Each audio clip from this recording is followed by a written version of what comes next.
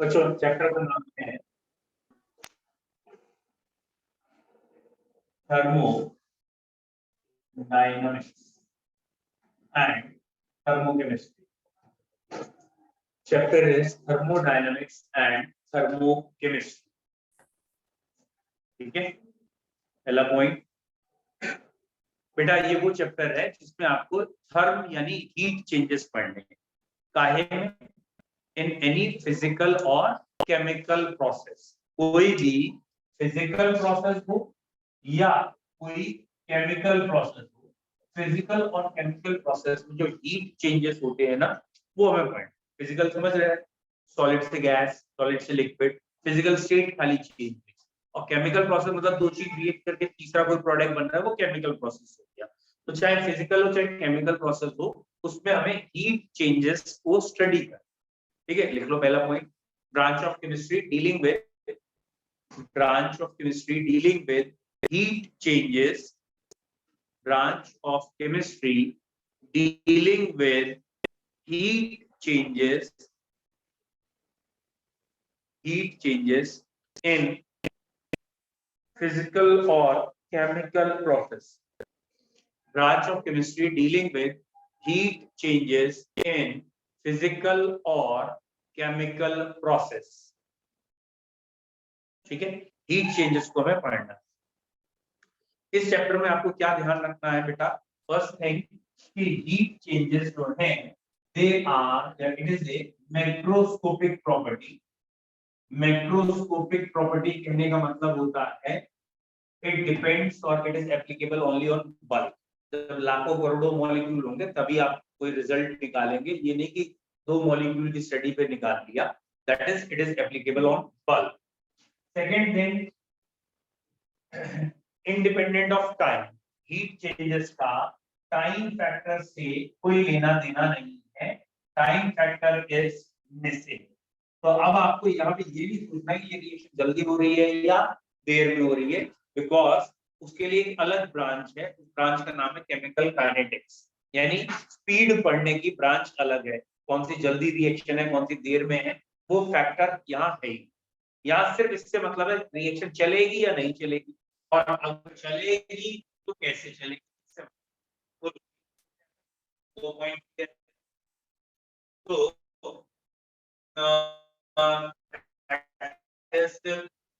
Macroscopic property and factors of करने के यहाँ दो तरीके होंगे। कौन से दो तरीके होंगे? एक को होगा Q और एक होगा W। यानी आपको हीट चेंजेस इस चैप्टर में जो पढ़ने हैं वो दो तरह की एनर्जी से पढ़ने हैं। एक जिसको हम Q नाम से डिनोट करेंगे, that is direct heat change, और एक वर्क डन भी होगा। Work is also a form of energy. आपको याद रखना है इस चैप्टर में हम दो एनर्जी से बार-बार डीलिंग करेंगे। One is direct heat changes और हीट गिवन और एक्सट्रैक्टेड, ठीक है, और सेकंड इज वर्क। पॉइंट समझ में आ गया? अब जो कोई कहता है ना जो नहीं समझ में आया, तो उसके लिए एक सिंपल एग्जांपल से बता रहे हैं। ठीक है, वैसे सर्दियां हैं लेकिन फिर भी एग्जांपल से समझ में आ जाएगा कि अगर सपोज दैट कोई प्राणी है, ठीक है, और उस प्राणी का हम चाहते हैं कि ये लेफ्ट वाला गाल है ये थोड़ा रेडिश सा दिखने लगे, तो एक तरीका है तो धूप में ले जाके खड़ा कर दिया, डायरेक्ट हीट चेंजेस। दूसरा इस पे वर्क भी किया जा सकता है, ठीक है, और वर्क कर दिया तो भी काम हो सकता है। Is it clear? अब तो समझ में आ ही रहा होगा। और हो भी सकता है कि हम दोनों का मिक्सचर कर दें, थोड़ा ये भी कर दें, है नहीं? तो दो तरीके से इस चैप्टर को हम पढ़ सकते हैं, एक Q से और एक W से। और Q का मतलब होगा हीट एनर्जी इवॉल्व, एब्सॉर्ब, जो थर्मामीटर से सिंपल मेजर करते हैं वो ये। और ये इसी की दूसरी फॉर्म है, that is gaseous work done. हमारे यहाँ इस चैप्टर में गैसियस स्टेट है, तो गैसियस वर्क डन।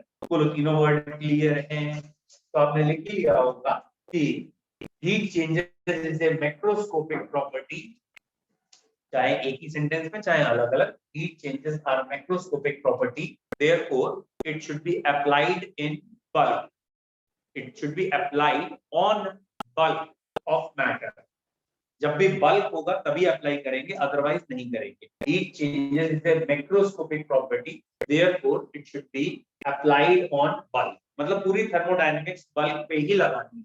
सेकंड, या इसी के साथ factor of time is missing. Factor of time is missing, आपको टाइम के बारे में नहीं सोचना है। And third, heat changes are studied in two ways, Q and W। और बेटा W में भी ना हमें यहाँ सिर्फ गैसियस वर्क डन जो है वो देखना होगा, Q एंड W। ठीक, okay, heat changes are studied by two ways, direct heat changes and work done। ठीक, अब हम चैप्टर को स्टार्ट कर रहे हैं। चैप्टर में क्या क्या पढ़ना है, कैसे करना है, तो देखते हैं। फर्स्ट हेडिंग इज, बेटा यहाँ पहले कुछ वर्ड्स बने हैं, one is system, one is surrounding and third one is boundary. ठीक है, इनमें तो किसी बच्चे को दिक्कत ही नहीं होनी चाहिए। Basically system means the area under observation, जो एक्सपेरिमेंट पढ़ रहे हैं, जो एक्सपेरिमेंट कर रहे हैं वो सिस्टम है, जिसकी भी आप स्टडी कर रहे हैं दैट इज सिस्टम। उसके अलावा पूरा यूनिवर्स, हीट कहीं तक भी चेंज हो सकती है, तो उसकी सराउंडिंग हो गया। तो other than system, complete universe is its surround. And what is boundary?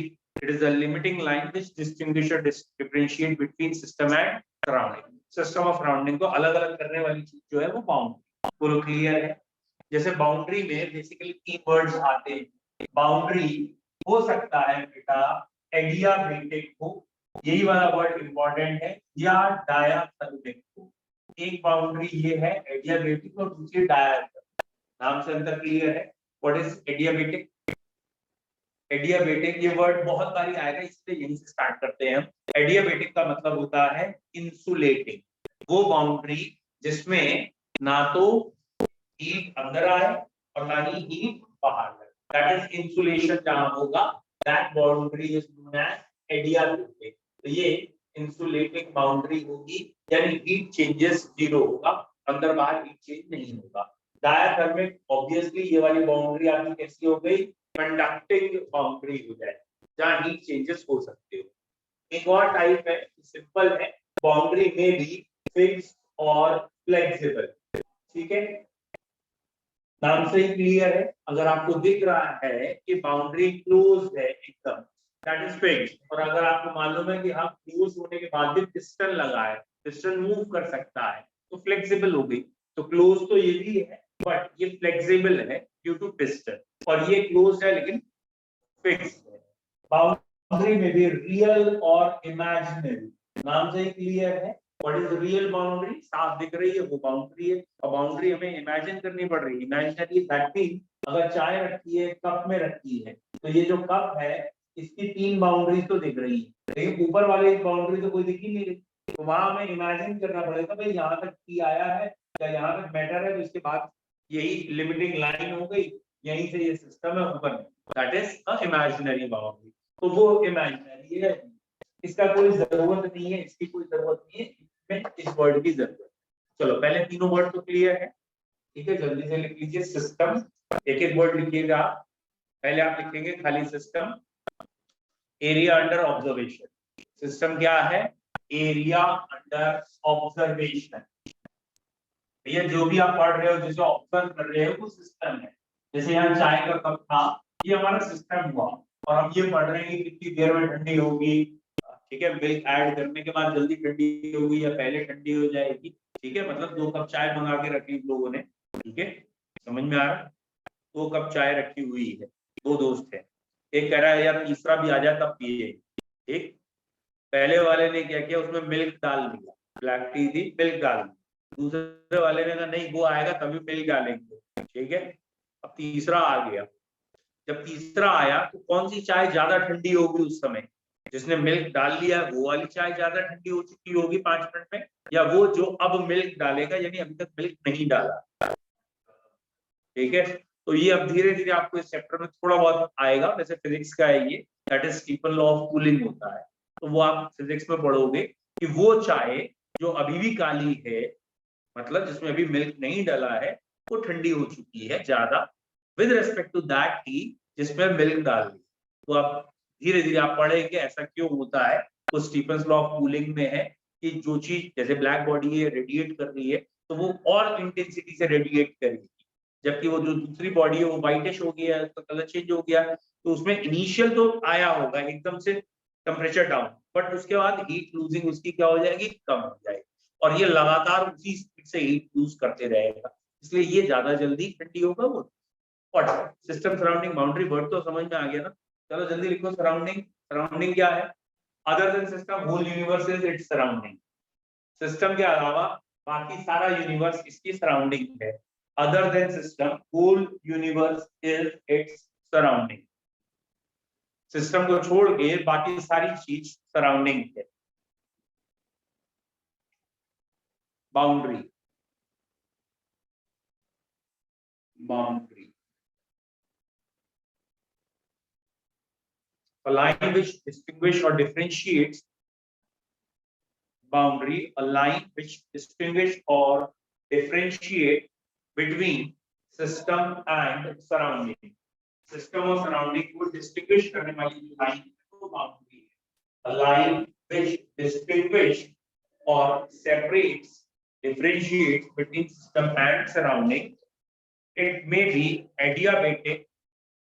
A line which distinguish between system and surrounding is boundary. It may be adiabatic or diathermic. Adiabatic के bracket में लिख लीजिएगा insulating और diathermic के bracket में conducting. It may be adiabatic or diathermic. It may be adiabatic or diathermic. Adiabatic means insulating, diathermic means conducting. ये boundary insulating भी हो सकती है और कंडक्टिंग। बाकी दो वर्ड लिखना चाहे लिख लीजिए, इट मे बी रियल और इमेजिनरी और फिक्स्ड और फ्लेक्सिबल। ये बाउंड्री रियल भी हो सकती है, इमेजिनरी भी हो सकती है, फिक्स्ड भी और फ्लेक्सिबल भी। एडियाबेटिक यानी इंसुलेटिंग, डायाथर्मिक यानी कंडक्टिंग, उसके बाद इट मे बी रियल और इमेजिनरी, फिक्स्ड और फ्लेक्सिबल। लिख लिया। अब बेटा सिस्टम भी तीन तरह के हैं, आई होप तो सभी को पता है कि सिस्टम के तीन तरह के कौन से हैं। One is called as open system, one is called as closed system and last one is isolated system. अगर हम एनर्जी और मैटर के हिसाब से देखें तो वो सिस्टम जो सराउंडिंग से एनर्जी और मैटर दोनों एक्सचेंज कर सकता हो वो हमारा ओपन सिस्टम है। यानी सिस्टम के अंदर का जो वेट है, जो मास है, जो मैटर है, वो या तो बाहर चला जाएगा या बाहर से मैटर अंदर आ जाएगा। That is called as open system. और अगर बाउंड्री जो है वो क्लोज्ड है, बाउंड्री एकदम क्लोज्ड है, फिक्स्ड है और मैटर तो नहीं निकल सकता, बट बाउंड्री डायाथर्मिक है। डायाथर्मिक होने की वजह से एनर्जी अंदर बाहर जा आ सकती है, तो सिस्टम जनरली क्लोज में माना जाए। आइसोलेटेड सिस्टम वो होगा तो ना तो एनर्जी बाहर एक्सचेंज कर रहा हो, यानी बाउंड्री एडियाबेटिक हो और इंसुलेटिंग बाउंड्री हो और क्लोज्ड भी हो, तो ना तो एनर्जी एक्सचेंज कर सकता है सराउंडिंग से, ना ही मैटर, तो वो आइसोलेटेड। नाम से क्लियर है। अगर सिंपल एग्जांपल से सोच के देखें, इन जनरल जैसे अगर चाय रखी है ओपन कप में, तो वो ओपन सिस्टम का है। एक कप है जो ऊपर उसमें वो नहीं लगा लिड, तो वो ओपन सिस्टम है। क्यों? क्यों? उसकी एयर भी बाहर आते हुए दिख रही है, भाप बाहर आते हुए दिख रही है, दैट इज कुछ ना कुछ मैटर आते हुए दिख रहा है। दिखा नहीं दिखा? तो समझ में आया नहीं आया? अभी दिखेगा, 2 मिनट रुको, ठीक है। अब वही चाय केटल में तुमने रख दी है, मतलब एक केटलीवेयर टाइप में विच इज क्लोज, ऊपर से बंद भी है, बट ऑब्वियसली केटल में तो हीट थोड़ी बहुत बाहर आ रही है, थोड़ी देर में ठंडी हो ही जाएगी। That is close system. फिलहाल मैटर चेंज नहीं हो रहा, लेकिन एनर्जी चेंज हो रही है।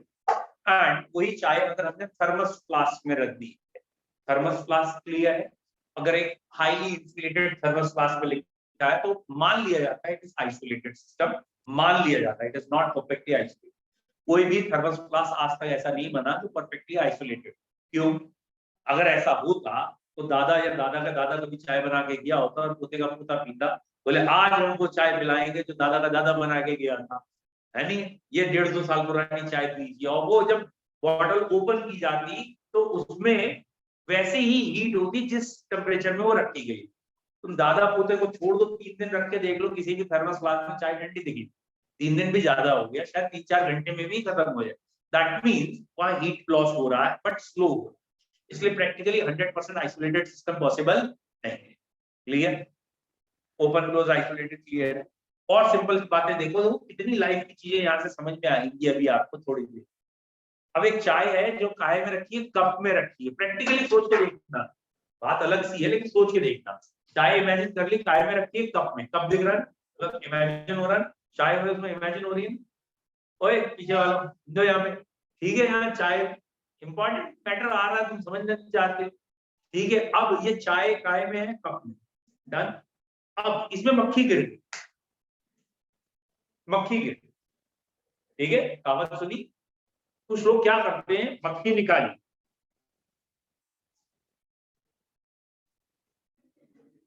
कहावत बनी क्या है, मक्खी चूस, ये यहीं से निकल के आई। मक्खी चूस लेते कहते कितनी चाय पी गई हो, उसके बाद चाय फिर पी जाते। Is it clear? देखो ना तो यहाँ चाय थी ना ही यहाँ मक्खी थी, लेकिन एक दो सरप्राइजिंगली एक लड़का यूं कर रहा, पी मत लीजिए, चाय मत पी लीजिए, ठीक है, तो दैट्स द पॉइंट, जबकि यहाँ ना चाय थी ना मक्खी। सेकंड थिंग इंपॉर्टेंट समझने की कोशिश करो, अगर आपको चाय पीनी चाहिए, पीनी है, आप पियोगे ऐसी चाय? नहीं पियो, फेंक दो, है ना। बट रिवर्स दिस, यही मक्खी, सेम मक्खी, मतलब मरी नहीं है, वही मक्खी, लेट सपोज एक बहुत प्रीशियस, जैसे मान लेते हैं थोड़ी महंगी चीज, जैसे देसी घी का एक ऑर्डर, मक्खी गिर गई, बहुत सारा देसी घी पिघला हुआ है, मक्खी फ्लोट कर रही है। अब आप क्या एक्सपेक्ट करते कि मक्खी निकाल के फेंकी जाएगी और घी भी फेंक दिया जाएगा? क्या एक्सपेक्ट करते हो? आपके घरों में भी यूजुअली हो जाता होगा, ठीक है, शादी बारातों में तो आपने देखा ही है, जो भी खाना खा रहे होते हैं उसमें जहां भी घी वी रखा है, मक्खी उसके अंदर होती है दो चार हमेशा, ठीक है, वो टेस्ट आपका हर चीज का देना चाहते हैं क्योंकि, ठीक है, वेज प्लस नॉन वेज मिला के। तो क्या आप वो देसी घी का भरा हुआ पॉट फेंक देते हो एक मक्खी गिरने पे? प्रैक्टिकल बात करो, नहीं फेंकेगा। वाई? ध्यान से सोचना, शायद समझ में आ। Problem is the same, problem तो मक्खी थी, but the worth of the thing, object is different.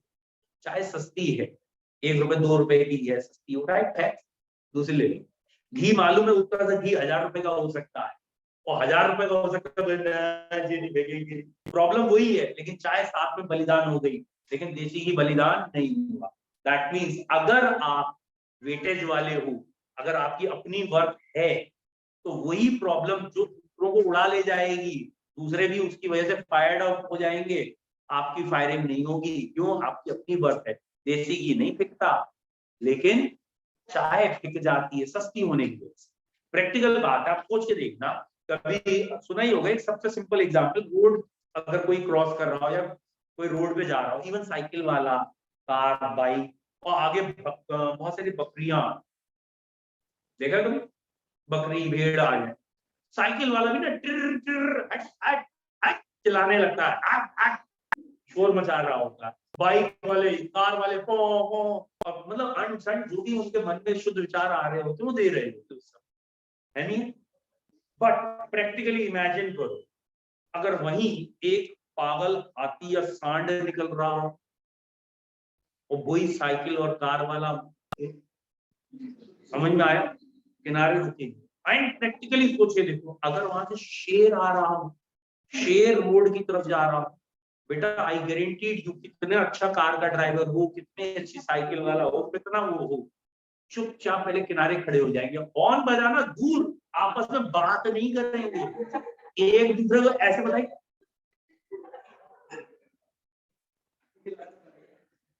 That's difference काय में है, डिफरेंस है उसकी वर्थ में। वो एक बारी दहाड़ेगा ना, तो ये तो कार सही हो सकता है एक आदमी हार्ट अटैक भी आ जाए और कहीं का कहीं पहुंच जाए। Is it clear? तो ये चीज आपको यहाँ से समझनी है। अगर आप में वेटेज है और अगर आपकी वैल्यू है, कितनी बड़ी प्रॉब्लम हो किनारे से निकल जाएगी, आपको टच नहीं। और अगर आपकी वेटेज नहीं है और छोटी सी भी प्रॉब्लम है, तो प्रॉब्लम के साथ आपको ही निपटा दिया जाएगा, मौका ढूंढा जाता तुम्हें कैसे निपटाना। Is it clear? पॉइंट समझ में आ गया? ओपन क्लोज आइसोलेटेड क्लियर है? बताओ भैया, प्रैक्टिकली आइसोलेटेड सिस्टम का एग्जांपल।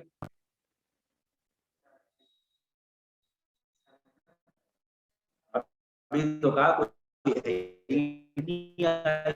आइसोलेटेड सिस्टम का एग्जांपल प्रैक्टिकली 100% आइसोलेटेड सिस्टम होता ही नहीं है, नहीं तो ऐसा जाना बना के हमारे कोई एक खत्म लिख लिया जल्दी से, types of system open close isolated. अब इसमें डिटेल नहीं कुछ लिखवाऊंगा, अपने आप लिख लो जो भी आपने लिखा है, it is very simple. Next, अगली हेडिंग का लो, सेक्शन खत्म। चलो बच्चों अगली हेडिंग, यहाँ हमें पहला वर्ड यूज करना है स्टेट ऑफ सिस्टम। बोलो बेटा, स्टेट ऑफ सिस्टम समझ में आता है, क्या कहना चाहते हैं स्टेट? ओके, जैसे क्लास है इसकी एक स्टेट है इस समय। स्टेट कहने का मतलब क्या है, इस क्लास में कंडीशंस हैं, गिवन सेट है, जैसे इतने पंखे लगे हैं, एसी लगा है, ये फोटोज लगी हैं, बेंचेस हैं, ये लोग बैठे हैं, ये एक स्टेट हो। तो इस पूरी सिनेरियो को हम क्या कह देते हैं, स्टेट कह देते हैं। That is a system under given set of condition. Let's suppose इसमें से दो बच्चे बाहर चले जाए, ठीक है, तो अगर कोई दो बच्चे बाहर गए तो हम कहेंगे भैया अब ये नई स्टेट आ, स्टेट इज चेंज। कुछ भी चेंज हो गया इसमें, टेम्परेचर चेंज हो गया, प्रेशर चेंज हो गया, वॉल्यूम चेंज हो गया केमिस्ट्री रिस्पेक्ट में, तो हम कहेंगे नई स्टेट आ, ठीक है। तो what is state? State is particular condition with a fixed sets, मतलब टेम्परेचर, प्रेशर, मोल्स, वॉल्यूम, ये सारे फिक्स होंगे। और जैसे ही हम कहेंगे ना स्टेट चेंज हो गई, तो इसका मतलब इनमें से कोई चेंज हो गया, सारे चेंज होंगे ये जरूरी नहीं। स्टेट बदलने का मतलब ये नहीं कि सभी बदलेंगे, कुछ बदल। Is it clear? State word clear, लिख लिया, state of a system, a system under given set of condition, a system under given set of condition is referred as state. ठीक है, next word is state function. What are state function? बेटा ये function basically mathematics term है, पढ़ लिए mathematics में functions पढ़ लिए। बेसिकली यहाँ हमें ये जहां पे भी वर्ड फंक्शन यूज करेंगे दैट इज इंटर रिलेशन। कुछ क्वांटिटीज ऐसी हैं जो इस पे डिपेंड करती है, इस पे, state, the quantities which depends on state and independent on the manner by which state is achieved. वो स्टेट कैसे आई है उस पे डिपेंड नहीं कर, सिर्फ किस पे डिपेंड कर रही है, state. They are termed as state function. आया समझ में क्या कहना चाह रहे हैं? वो क्वांटिटीज जो किस पे डिपेंड करती हैं, स्टेट पे, और किस पे डिपेंड नहीं करती, पाथ पे, तो वो स्टेट फंक्शन है। What our path function? जो पाथ पे डिपेंड है वो पाथ फंक्शन। फिर से सुनना क्या है, सपोज ये हमारा पीवी ग्राफ, प्रेशर और वॉल्यूम का ग्राफ है, ये स्टेट्स हैं अलग अलग, ये 1 2 3 4, और ये ग्राफ ऐसा चल रहा है 1 से 2, फिर रिवर्स 1 पे आ गया। यहां तक कोई डाउट? अब हम ये कह रहे हैं कि वो क्वांटिटीज जो, मतलब अगर सपोज दैट, थोड़ा ज्यादा बना दिया, सॉरी, अगर मैं ये कह रहा हूं ये स्टेट 1 है और ये यहाँ पे स्टेट 1 के बाद 2 है, ठीक है, और 1 से 2 आने का एक तरीका ये है, एक तरीका ये है, और एक तरीका ये, ठीक है। इन तीन तरीके से हम 1 से 2 आ सकते हैं, ठीक है। और वो क्वांटिटीज जो इन तीनों के लिए सेम वैल्यू रखती हो, मतलब चाहे पाथ ये हो, चाहे पाथ ये हो, चाहे पाथ ये हो, उनकी वैल्यू सेम रहती है, वो क्या कहलाएगी, स्टेट फंक्शन। और वो क्वांटिटीज जो इस पाथ के लिए अलग वैल्यू आ जाए, इस पाथ के लिए अलग, इस पाथ के लिए अलग, वो क्या कहलाएंगे, पाथ। तो फंक्शन का बेसिकली मतलब है inter related, dependent on each other. तो जो चीजें, वो क्वांटिटीज जो स्टेट पे डिपेंड करती है, स्टेट फंक्शन, वो पाथ पे नहीं करती, और जो पाथ पे डिपेंड करती है वो पाथ। वर्ड समझ में आया? फिर से समझिए एक बारी बेटा। जैसे केमिस्ट्री में अगर हम कहें तो हमने आपको कहा इस चैप्टर में हमें दो चीजें पढ़नी है, एक क्यू और एक डब्ल्यू। इनसे हमें चैप्टर पढ़ना है, थर्मोडायनामिक्स, ठीक है बेटा। क्यू क्या है, एनर्जी है, डब्ल्यू क्या है, एनर्जी। तो इन दोनों का सम क्या आएगा, ऑब्वियसली वो भी एनर्जी ही आएगा। समझ में आ रहा है? तो ये तो है स्टेट फंक्शन, ये जो टोटल सम आता है वो क्या है, स्टेट फंक्शन। बट क्यू और W independently path function. Q और डब्ल्यू इंडिपेंडेंटली क्या है, पाथ। आया समझ? आया? नहीं आया? बेटा कोई भी काम करना है उसमें हमें मालूम है 100 जूल एनर्जी लगेगी। काम तो याद आ ही गया ना, प्राणी गाल रेड, तो 100 जूल एनर्जी लगी। तो एक तरीका सीधा धूप में ले आके खड़ा कर दिया, पूरा 100 जूल धूप से ले लिया। दूसरा तरीका है 100 जूल पूरा आपने सप्लाई कर दिया उसको, याद आ गया, बर्डन करके उसके ऊपर, तो 100 जूल। तीसरा तरीका है नहीं 60 ये 40 या 60 ये 40 ये, यानी हर एक पाथ में क्यू अलग है, डब्ल्यू अलग, बट ओवरऑल एनर्जी तो 100 ही दे रहे हो, तो ओवरऑल स्टेट फंक्शन है।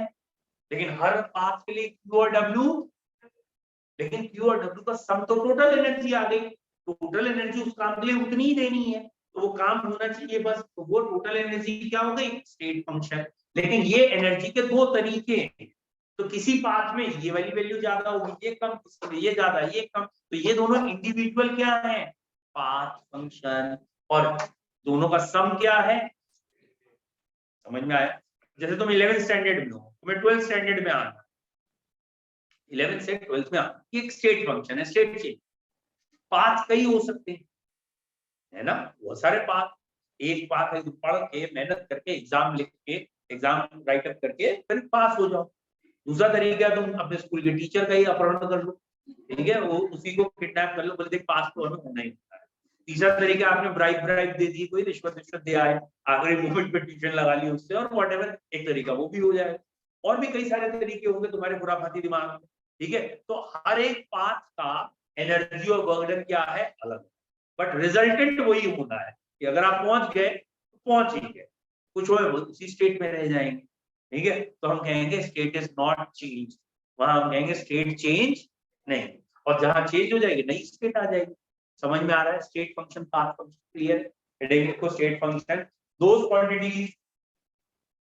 quantities which depends on state only, which depends on state only and independent on the manner, those quantities which depend on state only and independent on the manner by which state is achieved, and independent on the manner by which state is achieved. Those quantities which depends only on state and independent on the manner by which state is achieved, by which state is achieved. बोलो भैया, आया समझ में? ठीक है,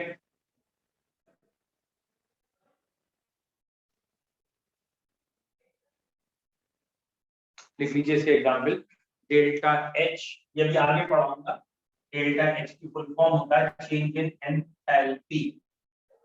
delta E या you, ये change in internal energy है, इंटरनल एनर्जी। क्या आगे के वर्ड है, डेल्टा का मतलब चेंज होता है, डेल्टा एस एंट्रोपी, ये सिंबल है इसका, और delta G Gibbs energy, gives energy. बच्चों ये चारों की चारों क्वांटिटी स्टेट फंक्शन है, जो अभी डिटेल आएगी। तो पहला लिखा है डेल्टा एच, बेटा इन सब में एक वर्ड कॉमन है, दैट इज चेंज। तो यहाँ चेंज इन एंथैल्पी है, change in internal energy, change in entropy and change in gives free energy. all these are state function, that is they depend on state and independent on the manner by which state is achieved, ठीक है। Next देखिए बेटा, path functions,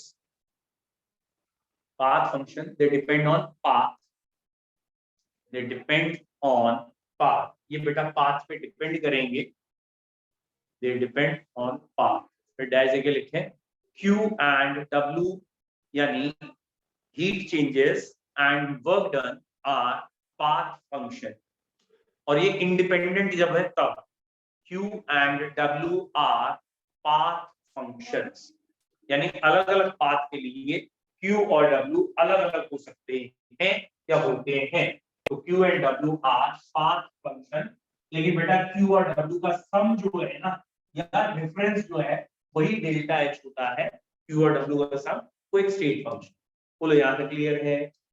next अगला word है बेटा intensive and extensive property.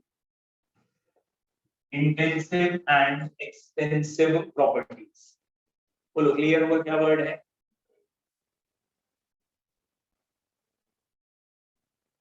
बेटा what are intensive properties? एक अंदाजा लगाओ, पूछ के बताओ क्या होना चाहिए बेटा? इंटेंसिव प्रॉपर्टी क्या होनी चाहिए? बोलो, थोड़ा और सही करो।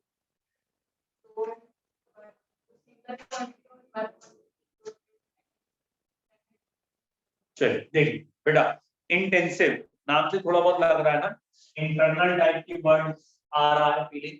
तो ये वो प्रॉपर्टी है जो इंडिपेंडेंट ऑन बल्क, बल्क पे डिपेंड नहीं कर, वो इंटरनल है। जैसे बॉइलिंग पॉइंट है, वाटर तुम 10 ग्राम ले लो, 100 ग्राम ले लो, 1 किलो ले लो, 1000 किलो ले लो, बॉइलिंग पॉइंट वही है, या मेल्टिंग पॉइंट है वही है। तो ये टेम्परेचर कहलाएगा, ऐसे प्रेशर होगा। तो टेम्परेचर प्रेशर हमारी इंटेंसिव प्रॉपर्टी हो गई। यानी ये अमाउंट कितना भी लें, फिलहाल वो डायरेक्ट मैथमेटिक्स फॉलो नहीं करें, सिंपल अलजेब्रा फॉलो नहीं करेंगे, और वो जनरली फिक्स्ड है। एक्सटेंसिव वो होते हैं which depend on bulk, depend on bulk मतलब ज्यादा लिया तो ज्यादा, कम लिया तो कम, that is it follows simple algebra। Simple algebra, simple algebra clear है? 1 मोल की वैल्यू अगर 2 है तो 2 मोल की वैल्यू 4 होगी और 4 मोल की वैल्यू 8 होगी। That is simply multiply divide कर सकते हैं जिन क्वांटिटीज में, वो होगा आपका एक्सटेंसिव। जैसे मास है, आपने थोड़ा सा कोई सब्सटेंस लिया, मास कम होगा, ज्यादा लिया तो मास ज्यादा है वॉल्यूम में। आपने थोड़ी सी चीज ली, उसका वॉल्यूम कम होगा, ज्यादा चीज तो वॉल्यूम ज्यादा। बोलो समझ में आ रहा है? तो ये मास हुआ, वॉल्यूम हुआ, ये सिंपल मैथमेटिक्स फॉलो करते हैं। और इस चैप्टर के वो जो 4 वर्ड अभी लिखे थे वो सारे के सारे एक्सटेंसिव है। Delta H, delta U, delta G, delta S, सारे के सारे एक्सटेंसिव है। यानी ये डिपेंड करते हैं अलजेब्रा पे या मैथमेटिक्स पे कितने मोल्स है उस पे। बोलो क्लियर है? समझ में आ रहा है क्या? सरल भाषा में समझो जिन्हें नहीं आया। बेटा सपोज दैट हम को रिलेट कर रहे हैं थोड़ा बहुत। मान लो आपने पतासे खाने, गोलगप्पे खाने, व्हाटएवर, तो 2 तरीके हैं। एक तरीका है कि आप किसी भी ठेले पे या किसी भी शॉप पे खड़े होकर खाना शुरू कर दें, पैसे दो और खाओ, किसने रोका? डन। और दूसरा तरीका है तो तुम किसी शादी बारात का इंतजार करो, शादी में जाओ, वहां गोलगप्पे खाओ। बेटा कौन सा इंटेंसिव है, कौन सा एक्सटेंसिव?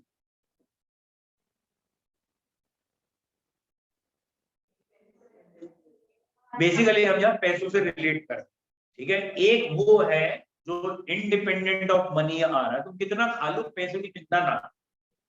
और दूसरा जो सिंपल एल्जेब्रा लगा, अगर तुमने 4 खाए तो इतने पैसे देना, 8 खाए तो इतने, 12 खाए तो इतने। समझ में आ गया? तो जब तुम रोड पे खड़े होगे या किसी दुकान पे खड़े होके खा रहे हो तो एक्सटेंसिव प्रॉपर्टी होगी। क्लियर है? वहां पे एक्सटेंसिव प्रॉपर्टी क्यों हो गई? तो जितना खाओगे उस हिसाब से बिल आए। और अगर तुम किसी शादी पे जाके खाने लगे तो क्लियर? पहले से एक्सपीरियंस हो, बैठे करी खाते रहो और खाओ, बिल उतना ही आ रहा है। और बिल के टाइम पे तुम्हें करना क्या है? तुम्हें तो खाली ये कहना है, क्यों राजू तूने पैसे डाले नहीं, लिफाफा खाली, ठीक है, मैंने तुझे कहा था पैसे डाल दे, याद आया कुछ? क्लियर है? इंटेंसिव एक्सटेंसिव समझ में आ रहा? तो बेसिकली यहाँ पे जो हमें पढ़ना है, इंटेंसिव में क्या है बेटा? इंटेंसिव में टेम्परेचर, ठीक, और जरा ध्यान से देखना, एक्सटेंसिव में मास है, वॉल्यूम,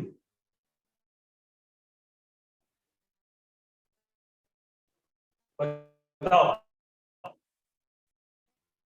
ये इंटेंसिव है एक्सटेंसिव? ये मैंने लिख दिया मास पर यूनिट वॉल्यूम, तो डेंसिटी डिपेंड करती है। तो मास पर यूनिट वॉल्यूम तो इधर आ जाएगा, तो ये इधर आएगा, ये इधर आएगा। समझ में आ रहा? ठीक है? कई कह रहे हो मुझे अजीब इंग्लिश पंक्चुएशन पढ़ा रही है, जब क्या कर रही है, वहां लगाओगे इधर लगाओगे, मूवी लगे तो इधर आ जाए भैया, ये डेंसिटी बन चुकी है और डेंसिटी क्या है, इंडेक्स। फिर से समझना क्या कहना चाह रहे हैं। कभी भी दो एक्सटेंसिव प्रॉपर्टी का आप रेशियो लोगे तो नई प्रॉपर्टी इंटेंसिव बन जाएगी। ये एक्सटेंसिव है, ये एक्सटेंसिव है, इनका रेशियो इंटेंसिव हो जाएगा। Is it clear? सोच के देखिए कैसे। जैसे pressure, force per unit area, ठीक है, तो गैसेस का प्रेशर यहाँ जो लग रहा है वो हर जगह उतना ही लग रहा है, इस दीवार पे भी उस दीवार पे भी। दैट मींस ये एक कैसी प्रॉपर्टी है, इंटेंसिव। क्लियर है? अब ये मत कहना कोई बच्चा कि डेंसिटी एक्सटेंसिव होनी चाहिए, क्यों?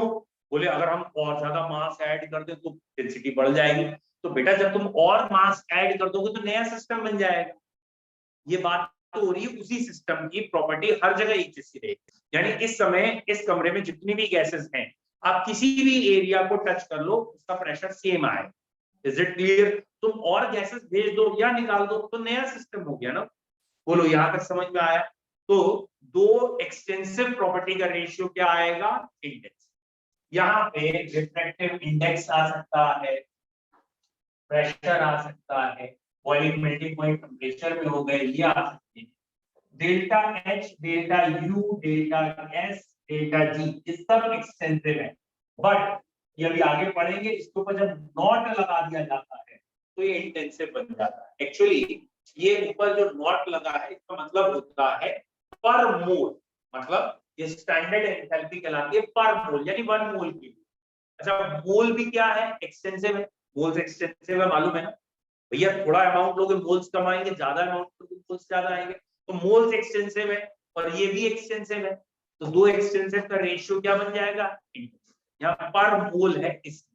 तो ये थोड़ा धीरे धीरे आपको समझ में आएगा जब इनके नाम क्लियर होंगे। ये अगर इसके ऊपर नॉट लग गया तो ये इंटेंसिव होगी, अदरवाइज ये एक्सटेंसिव। लिख ली डेफिनेशन इंटेंसिव और एक्सटेंसिव की बेटा। डेफिनेशन लिख ली है, those properties which depends on bulk are extensive and which are independent of bulk intensive।